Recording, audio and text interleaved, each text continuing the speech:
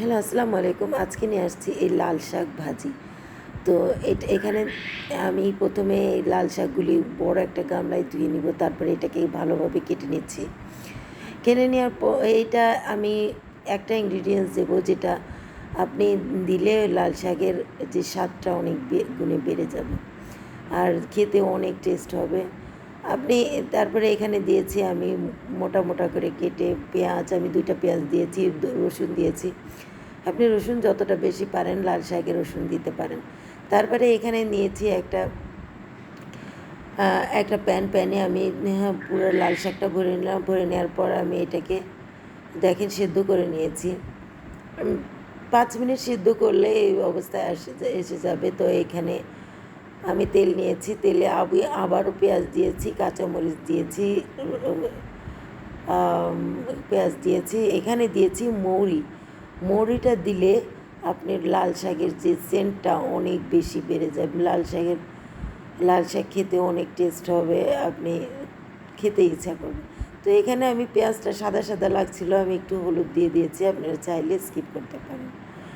তো এটা আমি তারপরে নিয়েছি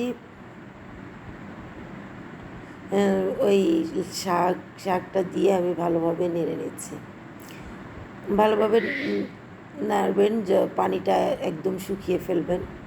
আমি ভালোভাবে নেড়ে নিচ্ছি। তো আমার রেসিপিগুলা প্লিজ ফলো করবেন। আমি প্রতিদিনের যে রেসিপিগুলা দিই এইগুলা আমি খুব সহজভাবে দেখানোর চেষ্টা করেছি।